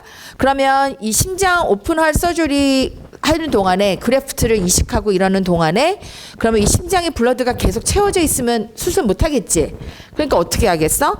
자, 여기 superior vena cava, inferior vena cava, 상대정맥, 하대정맥으로 들어오는 블러드를 지금 다 일로 빼내는 거예요. 이 기기 장치를. 여러분 오픈할 서저리 하는 그 룸은요. 별의별 최첨단 기계가 다 있어. 그리고 그걸 도와주는 여러 테크니션들이 붙어 있습니다. 그 기계를 정밀하게 다루는. 제가 미국에서 이 클리니컬 너스 스페셜리스트 과정을 UVA 병원에서 할 때 보니까 실제 오픈한 서저리룸에 들어가서 보니까 이 집도의가 얼마나 미국에서는 이 소라식 서전이 최고예요. 정말 이 뉴로 서전하고 돈도 많이 벌고 하일리 트레인드 된 사람들이거든. 그러니까 이분들이 반짝해서 일하시는 그 몇 년 동안 돈을 정말 많이 버시더라고요. 다른 분야의 의사들보다 트레이닝 기간이 훨씬 길어. 그러니까 그동안은 돈을 못 벌지만 정말 혼자 이제 이 프랙티스 하시는 동안에는 어려운 수술이니까 아무래도 그러시겠죠. 자, 하시는데 참 훌륭하다고 멋지다고 느꼈던 게 뭐냐면 이 난이도가 높은 수술 시간도 굉장히 길거든. 근데 카메. 정말 성격이 아주 부드럽고 캄한 분위기에서 심하게 말하면 졸릴 정도로 조용한 분위기에서 그러니까 어떤 의사들은 클래식 음악도 틀어놓고 하기도 하고요. 근데 곳곳에 언제 어떤 기기를 어떤 프레셔로 작동을 시켜야 되는지에 대한 거를 다 알고 마치 오케스트라를 지휘하는 컨덕터 같다는 인상을 받았어요. 예. 그래서 팀으로 아까 말한 메이저 집도의 외에 또 어시스트ന്റ് 의사들이 붙죠. 그렇죠? 그리고 또 간호사들이 있고 또 마취를 담당하는 의사와 간호사 있고 외에도 PA 있고 외에도 여러 테크니션들이 붙어서 이 환자 하나의 수술을 위해서 언제 어떤 기기를 어떻게 사용해야 되는지를 이분이 다 주문해 가면서 합니다. 예. 근데 그런 중에 제가 참 인상적이었던 게 뭐냐면 병동에 또 환자들이 있을 거 아니에요.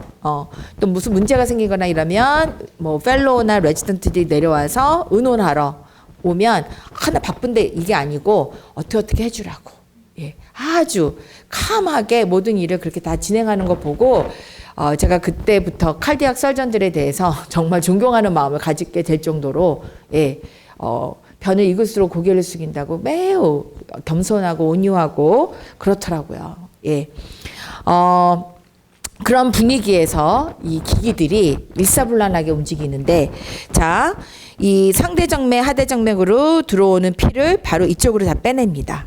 네. 그래서 제가 여기 영어로 설명이 되어 있는데 자, 캐뉼라가 그 두 개의 대정맥에 꽂혀 있는 얘네들이 이 정맥으로 이 귀환한 블러드를 다 이쪽으로 돌려보내서 이 기기가 바로 이 폐 역할을 대신하는 거예요. 이 기기가 여기 보세요. 악시지네이터를 거쳐서 그리고 또 이 힛 익스체인저의 역할까지 해서 필터링을 통해서 동맥으로 바로 갈 수 있게 해서 수술하는 동안에 집도의가 이 하트에 혈관을 갖고 와서 이식하고 하는 동안에 이 심장의 역할을 대신 이 기계가 담당해 주는 거죠. 예, 그 원리입니다. 그래서 after filtering 이 순서를 거친 다음에 이 oxygenated blood가 어떻게? 대동맥으로. 그러니까 심장과 폐 역할까지 다 해주는 거지. 아셨죠? 그래서 오픈할 서저리 하는 동안에 이런 기기들이 투입이 된다. 그래서 이거는 실제 사진입니다. 리마 to descending left anterior to left anterior descending RR이고요. 그 다음에 SVG saphenous vein graft 얘기하는 거죠. 에오라에서 이렇게 RCA로 연결되어 있는 사진들을 지금 보여주는 겁니다. 그래서 대동맥하고 RCA 레프트 인터널 마머리 아터리하고 LAD 이렇게 페어로 간다는 거 기억하세요. 옆에는 이 환자에게 처방해주는 약 예시를 보여주는 거고요. 그래서 오픈한 서저리 한 다음에 환자 이런 상태로 옵니다. 여러분 우리가 이 그림을 보면서 뭐가 이렇게 많아 이런 생각할 수 있죠. 환자 입장은 어떻겠어요? 환자 입장은 이런 수술을 받습니다라고 했는데 이분이 한번 경험을 했으면 모르겠는데 보통 오픈한 서저리 하면 10년 정도 가더라고요.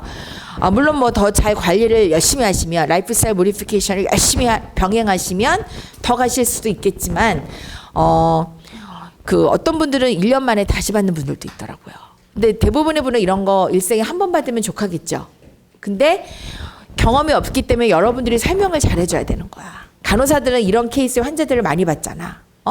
그래서 수술 마치고 나오시면 입에는 숨을 대신 쉬어주는 관이 기도에 들어가 있을 것이고, 또 체스트에 또 관이 나와서 배액관으로 연결되어 있을 것이고, 또 여러 가지 심장과 관련된 약물들이 펌프를 통해서 정맥으로 주입이 되고 있을 것이고, 뭐 이런, 그리고 그 상태를 모니터하기 위해서 여러 가지 기기들이, 와이어들이 어태치되어 있을 것이고, 그리고 가끔은 그 방에 알람도 울리잖아요.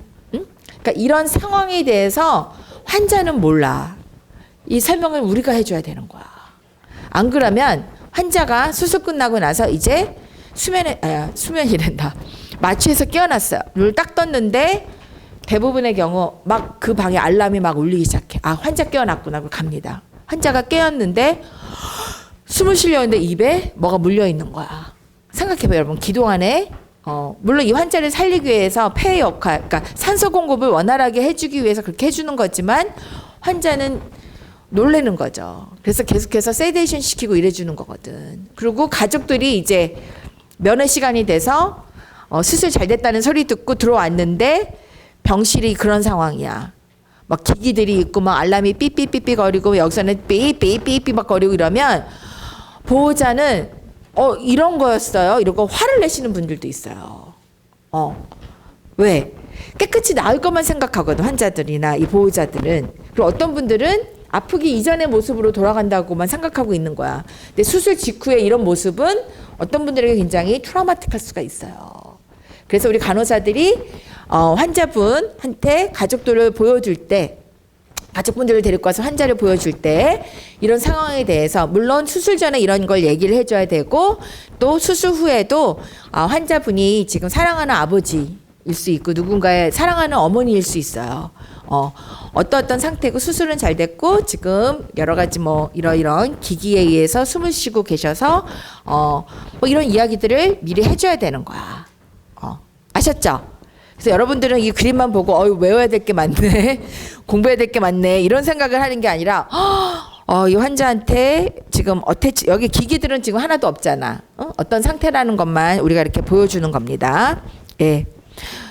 그리고 화장실도 어떤 경우에 환자는 나 화장실 가야 된다 그래. 그러면 화장실 갈 필요 없다. 여기 유리너리 백이 폴리 캐테터가 꽂혀져 있어서 다 드레인되고, 왜? 우리 유리나 아웃풋도 이게 서큘레이션의 인디케이터거든요.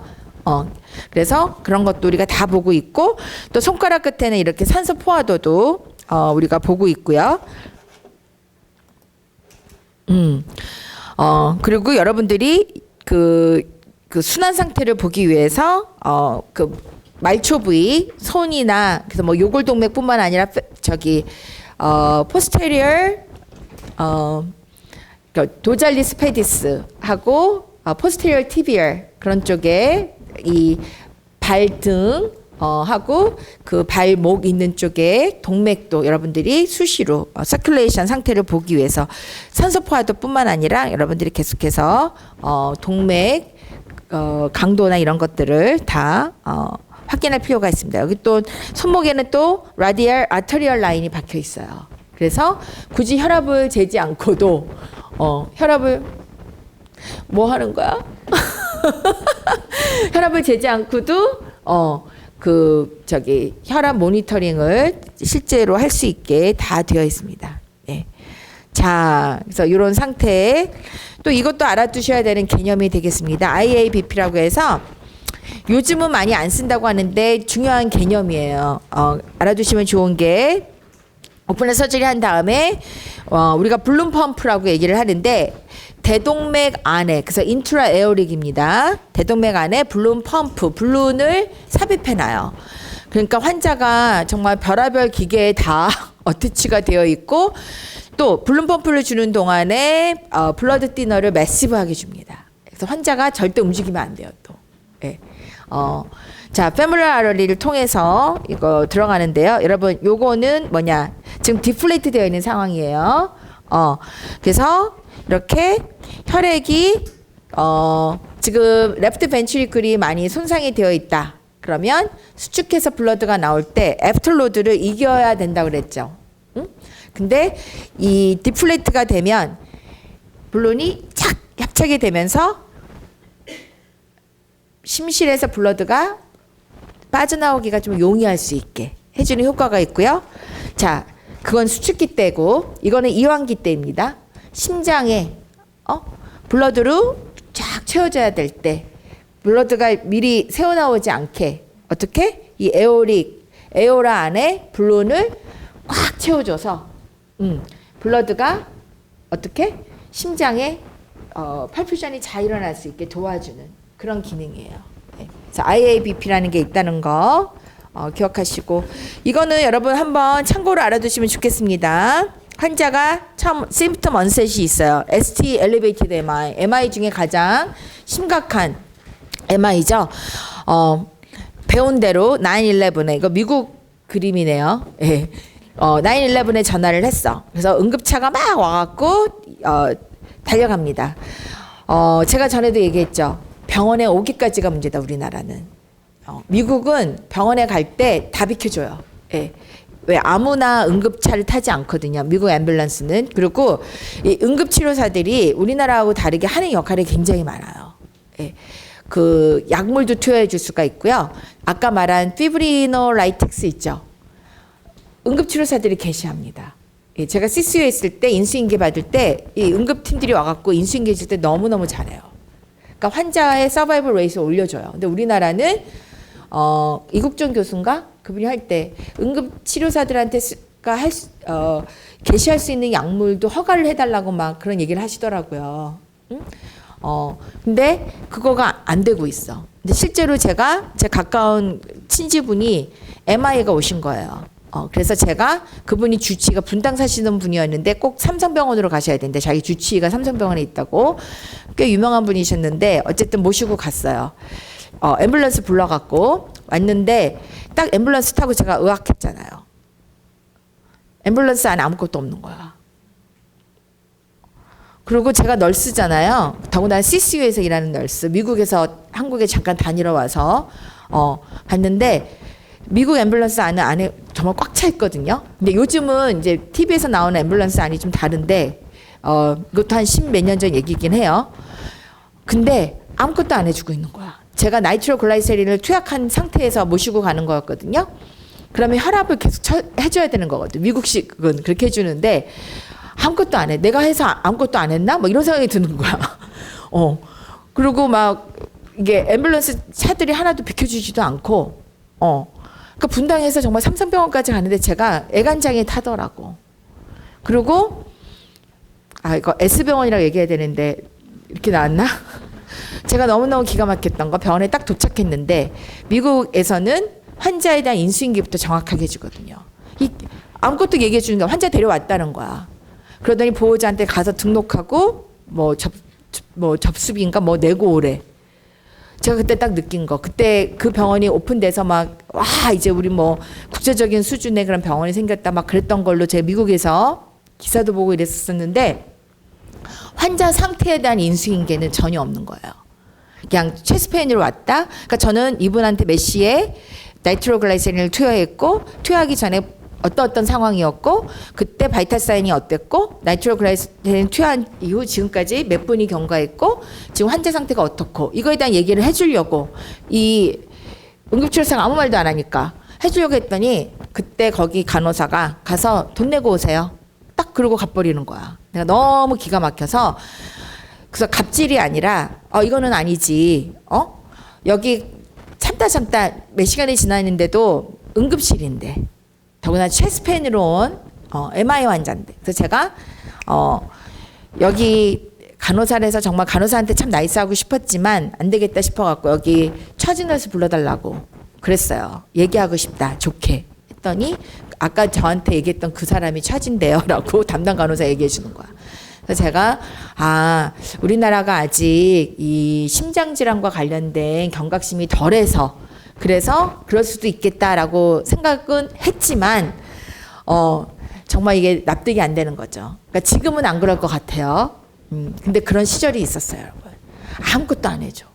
근데 미국에서는 이 응급치료사들이 딱 진단 내리고 그리고 피브리노라이틱스 투여한다. 그러니까 이게 다 팀으로 움직이는 거죠. 그래서 병원에도 연락을 해서 이러이러한 환자 지금 우리가 데려간다. 그러면 그 받을 병원에서 그럼 어떤 약들 의논들 하겠지. 의사하고 다. 그래서 우리 그러면 이 상황에서 피브노라이틱스가 빨리 투여가 되는 게 좋겠다. 그럼 개시하고 오면 환자 입장에서는 생명을 살릴 수 있는 시간이 그만큼 단축이 되니까 너무 아웃컴이 좋은 거죠. 예. 그리고 연계성. 환자를 태어날 때뿐만 아니라 continuity of care는 태어나고 난 이후만 있는 게 아니라 환자를 받아들일 때도 onset이 일어난 이 outside of hospital에서부터 시작이 되는 거예요.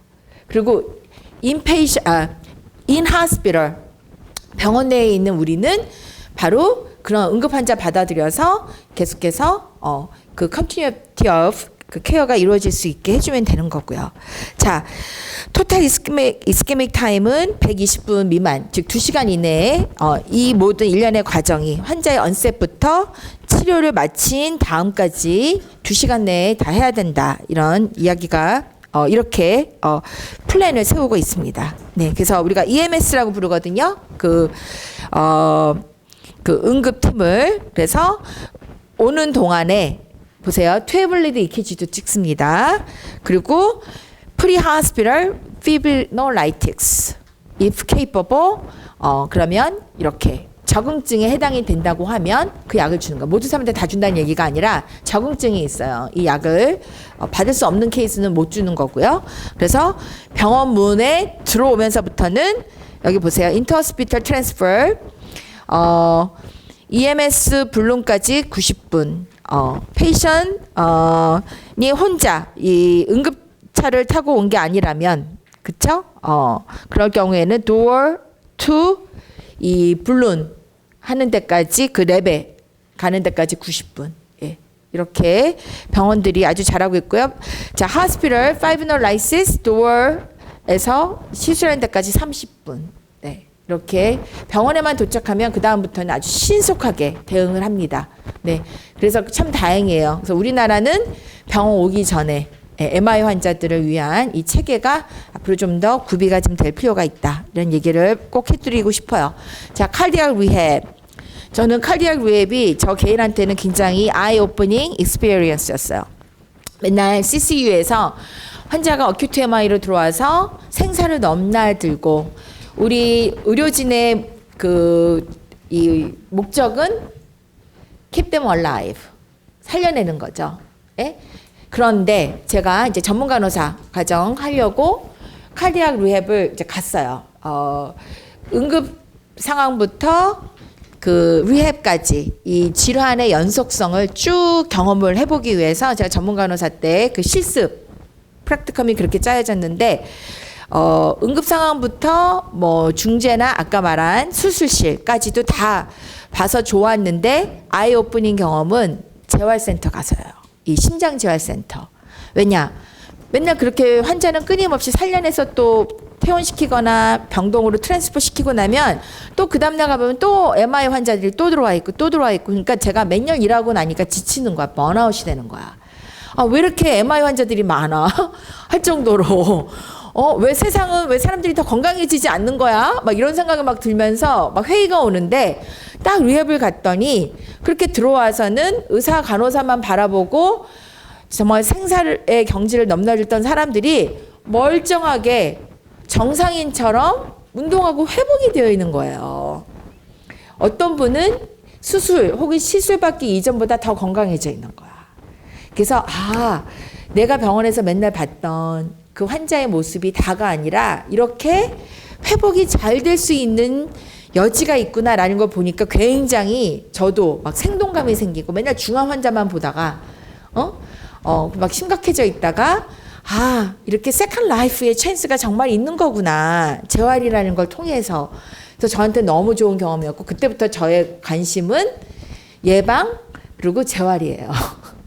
예방할 수 있으면 하고 그쵸? 그러나 예방에도 불구하고 문제가 터졌으면 그 문제를 극복해서 다시 그 사람에게 optimal 컨디션까지 회복시켜 놓는 거. 이게 우리 간호의 몰입가 되겠구나. 그래서 저는 굉장히 좋았습니다. 예, 심장재활 프로그램이. 근데 또 안타까운 거 우리나라는 심장재활 프로그램이 여전히 제자리 걸음이라고 얘기하기는 좀 슬프고 우리나라가 그 멤버십에 미국 이 관련 멤버십에 가입은 되어 있더라고요. 2001년인가 보고 너무너무 반가웠어. 그거 역시 삼성병원이었어요. 예, 거기가 제일 먼저 시작했는데 문제는 우리나라 병원은 뭐랄까 땅값이 비싼 나라잖아. 우리나라가. 미국은 땅이 넓고 그래서 미국도 처음부터 이 심장재활 프로그램이 처음부터 이렇게 막 인정을 받고 곽강을 받은 건 절대 아니에요. 의사들도 그런 거 퇴원 이후에 대해서 잘 몰랐어. 그러다가 에비던스가 축적이 되면서 계속해서 운동해주고 식이요법하고 이렇게 컴프레hen시브한 프로그램이 라이프 스타일을 변화시켜 놔야 환자가 누리는 아웃컴이 맥시마이즈 된다라는 에비던스가 축적이 되면서 90년대에 들어와서야 좀 의사들이 자기 환자를 퇴원시키면서 좀 회복이 어느 정도 되면 리헵 센터에 가라고 리퍼럴을 해주게 됐어요. 리퍼럴 레이트이 낮았어. 겨우 한 30-40%밖에 안 돼서 그때만 해도. 근데 그 이후로 점점 미국은 이런 심장 환자가 많다 보니까 이런 학계의 노력과 여러 가지 그런 학술대에서 발표하고 공유한 이런 그 정보를 통해서 리퍼럴 레이트이 올라가는 거죠. 의사들이 퇴원시키면서 꼭 리헵에 가라 이렇게 인계를 해주고 연계를 해주고 또 환자들도 처음에 왔다가 드롭아웃 하는 경우들도 많았거든요. 근데 점점 프로그램들이 환자의 어드히어런스, 즉 이행할 수 있게 많이 또 보완이 되고 하면서 이 프로그램을 마치고 난 이후에 재발률 떨어지고 이머전시 리비짓 레이트이 떨어지고 또 재입원율 떨어지고 물론 사망률도 떨어지고 이런 아웃컴들이 계속 보고가 되니까 지금은 미국은 아주 잘하고 있어요. 네. 많은 분들이 MI가 와도 또 이런 데 가서 재활도 하고 있고 또 이젠 이런 코로너리 하트 디지즈뿐만 아니라 여러 가지 다른 질환을 갖고 있는 분들도 이런 리헵을 통해서 건강을 다시 되찾아가고 있습니다. 근데 우리나라는 일부에만 그렇게 제공이 되고 있고요. 보통 스포츠 그런 센터라고 해야 되나? 거기에서 일부 시간을 떼서 운영을 하는, 그러니까 장소가 필요하다 보니까 그래서 많은 분들이 혜택을 못 받고 있는 게 지금 우리나라의 현실이에요. 그럼에도 불구하고 이제 이 카디악 리헵의 필요성을 알아서 그런 카디올로지스트들이 그 심장내과 교수님들이 그런 대학병원이나 종합병원에서는 좀 일부 운영을 하시기는 해요. 근데 그 사이즈나 그 규모가 아직도 그렇게 발전하지는 않았습니다. 여러분 2001년에 제가 한국에 와서 그래서 방문도 했었어요. 그 시설을. 근데 그런 식으로 운영을 하는 거예요. 일부 시간을 떼어서 운영을 하시고 그러다가 지금은 좀 더 숫자도 늘어났고 우리 고대 구로병원도 그런 인페인션 카디악 리헵을 시작하시고 하는데 아직 미국에서 하는 정도의 규모는 아니다라는 게 앞으로 우리가 좋게 얘기하면 발전할 가능성이 무궁무진한 거겠죠? 네. 그리고 또 하나 카디악 리헵 센터가 또 좋았던 건 이 센터장은 의대 교수님이 하세요. 네, 카디올로지스트가 하는데 실제 이거를 운영하는 장은 간호사예요. 근데 간호사인데 masterly prepared, 즉 석사 학위를 가진 간호사가 합니다. 왜? 인터디스플리너리 팀워크로 이루어지는 데거든요. 카디악 리헵 프로그램은. 무슨 말이냐면 다이어티션 들어오죠. 영양사 또 상담 심리사도 있어요. 왜? 환자들이 겪는 우울이나 이런 불안 이런 것들에 대해서도 같이 상담 심리 같이 진행이 되거든요. 또 그런 거 하면 또 중요한 거 엑서사이즈 피지올로지스트 운동 생리학자들도 들어와요. 그분들도 다 석사 레벨이야. 그러니까 이 팀을 환자의 질병 과정을 이해하는 사람은 간호사거든. 그러니까 많은 센터들이 이 간호사들이 대부분 다 슈퍼바이저 역할을 하는데 엑서사이즈 피지올로지 쪽이 다 석사학위이다 보니까 어떤 센터들은 이런 분들도 이런 엑서사이즈 피지올로지스트들이 센터장 하는 데도 있어요. 그래서 우리 간호사들 여러분 꼭 대학원 하시기 바래요. 왜냐하면 다른 디스플린들은 석사가 필수더라고. 근데 우리 널스 쪽은 석사까지 안 하다 보니까 이런 환자에 대한 이해도가 가장 많은 사람들임에도 불구하고 이런 인터디스플리너리 워크에 있어서 우리가 키플레이어가 될 수가 있거든요. 그럼에도 불구하고 밀리는 수가 있더라고. 그래서 여러분 꼭 기억해 주시면 좋겠어. 여러분들은 난 아직 졸업도 안 했는데 뭘 대학원이야 이렇게 생각할 수 있는데 여러분 지금부터 이런 저의 얘기를 듣고 지금 자극을 받으시면 좋겠어요. 자, 그렇게 해서 카디악 리헵이라는 프로그램이 주로 엑서사이즈가 메인이고요. 그러면서 식이 상담 이런 것들이 같이 이루어지고 특별히 이모셔널 서포트, 피어 서포트의 베네핏도 아주 커요. 그러니까 제가 임상에서 봤던 MI 환자들의 그 반응은 보통 이래요. 그래서 제가 그 박사 논문에 또 연계해서 갔었는데 태도가 Why me? 이거예요. 왜 나한테 이런 일이? 좀 부정적이죠. 그런 거 하면 어떤 분들은 Thank you Lord 이런 분이 있어요. It's my second life. 나에게 다시 살 수 있는 기회를 갖게 돼서 내가 다시 살 수 있는 세컨 찬스를 갖게 너무 감사하다. 아주 포지티브하죠. 예, 이렇게 어떤 분들은 아주 심한 MI가 왔는데도 이렇게 긍정적인 분이 있는데 아웃컴이 더 나아요. 예. 그런가 하면 그렇게 심하지 않은 MI인데도 이렇게 부정적이고 난 끝났어. 뭐 이러신 분들은 아웃컴도. 그래서 우리의 이 태도 그것도 매우 중요하더라고요. 자, 그런데 이 리헵에 오신 분들 중에 아무리 고혈압 약물을 여러 개를 먹어도 혈압이 개선이 되지 않는 흑인 환자분이 있었어요. 노인 흑인 환자분이었는데 한 65세가 넘은 분이었어요. 근데 좀 가난한 분이었어. 그래서 이분이 오픈 서저리 받고 계속해서 고혈압이 컨트롤이 안 되니까 의사가 카디악 리헵을 소개를 해줬는데 벌써 그 당시에 이게 다 뭐랄까 미국의 보험으로 해결되는 게 아니었거든요. 그러다 보니까 자기 주머니에서 즉 자기 경비로 내야 되는 거야. out of pocket 머니로 내야 되니까 환자가 부담이 되는 거지. 경제적으로 어려우니까.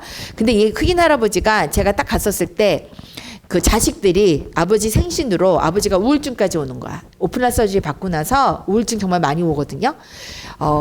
근데 혈압도 안 떨어지지 뭐 달라지는 건 없지만 이러니까 자식들이 생일 선물로 카디악 리헵을 다닐 수 있게 끊어드린 거야.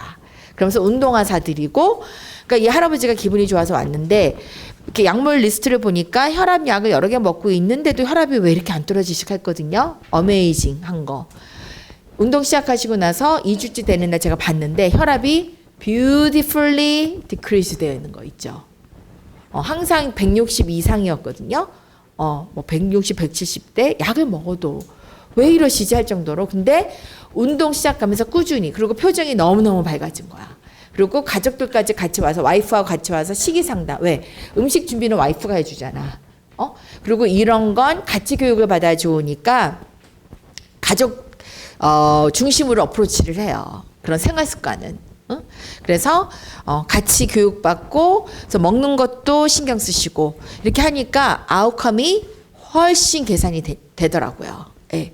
그리고 나만 why me 하는 마음이 있었는데 리헵에 와 보니까 나하고 비슷한 경험을 가지신 분들이 앞서거니 뒤서거니 회복되어 가는 모습을 보니까 너무 좋은 거야. 그러면서 나만 이런 걸 겪는 게 아니구나. 그런 큰일을 겪었는데도 다 잘 이겨내고 이렇게 잘 가고 있구나. 이런 걸 보면서 정보 공유도 되고 서로가 서로를 격려하는 그런 것도 돼서 이 카디악 리헵 프로그램이 물론 운동을 하기 때문에 오는 베네핏이 참 크지만 그거 외에도 이렇게 환자가 누릴 수 있는 아웃컴에 기여할 수 있는 그런 베네핏이 참 많은 프로그램입니다. 그래서 우리나라에도 이렇게 교육도 해주고 상담도 해주고 피어 서포트도 받을 수 있는 그러면서 운동을 슈퍼비전 아래에서 할 수가 있거든요. 여러분 생각해 보세요. MI 있고 나서 아까도 움직이라고 막 얘기할 때 환자들이 움직였다가 또 체스트 페인 오면 어떡해. 이런 불안이 아주 심하거든요. 그럼 점점 위축이 되고 밖에도 안 나가고 그럼 어떻게 돼요? 아웃컴도 떨어지지만 위축이 되면 우울증도 와요. 우울증하고 이 하트 디지즈는 서로가 서로에게 안 좋은 영향을 주는 관련성이 아주 높거든. 응? 근데 이 프로그램을 통해서 환자가 운동에 대한 동기부여도 되고 그리고 슈퍼비전을 해주는 동안에 다 모니터해줘요. 그 할토 모니터 같은 거 있죠? 지난번에 얘기해줬던. 그래서 이 키즈를 다 봐주고 있어요. 그래서 페이스 2는 보통 12주 동안 일주일에 3번씩 와서 엑서사이즈 피지올로지스트하고 간호사들이 다 지켜봐주고 또 옆에 와서 혈압도 재주고 계속 말을 걸어요. 어떻게 운동하는 법에 대해서 다시 재교육 시켜주고 이러면서 하니까 클로즈 모니터링 아래에서 운동을 개시할 수 있으니까 그게 12주 동안의 습관으로 형성이 되겠죠. 12주 끝나면 이제 페이스 2 프로그램에 졸업을 시켜요. 그럼 페이스 3는 뭐냐면 집에서 하는 운동. 그때부터는 특별히 의료진의 슈퍼비전이 없이 본인이 할 수가 있는 거야. 그래서 태어날 때 미국 애들 어떻게 교육을 해주나 봤더니 그 사람이 사는 동네에 운동시설이 뭐가 있는지, 파크가 어디에 있는지, 그 파크 거리는 몇 마일인지, 몇 마일을 몇 번 돌면 운동 효과가 좋을지 그런 정보까지 다 줘요. 그리고 식당도 어디가 저지방, 저염식이 메뉴가 있는지. 여러분 이 정도로 페이션 센터드 된 정보를 교육으로 줄 수 있는 그런 데입니다. 그리고 또 집에서 운동을 하면서 주기적으로 또 자기 주치의를 만나러 가잖아요. 예, 그러면서 또 약물은 의사가 또 관리해주고 그리고 또 다이어트에 대한 거, 식이에 대한 거 또 영양사가 다시 한번 또 이발리에이트 해주고 뭐 이렇게 해서 아주 종합적인 컴프리헨시브한 패키지로 이런 프로그램들이 제공이 되니까 여러분 라이프 스타일 바꾸는 거 어렵다 그랬잖아요. 특히 칼디악 디지즈는 바꿔야 될 게 한두 가지가 아니거든. 그러니까 또 스모킹 시세이션 하신 분이라면 금연을 잘 유지하고 있는지. 여러분 한 번 금연했다고 해서 안심하고 계시면 안 돼. 또 물어봐야 돼. 잘하고 계시죠? 안 피고 계시죠? 이렇게 가끔 찔러줘야지 환자가 안 그래도 또 땡겼는데 피면 안 되겠다 이런 생각하고. 그래서 여러분 이렇게 지속적인 관심과 그런 긍정적인 정보와 자극은 이 리해 프로그램의 강점이라고 할 수가 있어요. 네. 자, 그래서 이런 것까지 얘기하고 너싱 다이그노시스 우리가 생각해 볼 수 있는 여러 가지 다이그노시스들입니다. 어큐트 코로너리 신드롬 환자들이 겪는 건강 문제를 토대로 이런 간호 문제들을 여러분들이 도출해 볼 수가 있겠습니다. 오늘은 여기까지 해야 되겠네.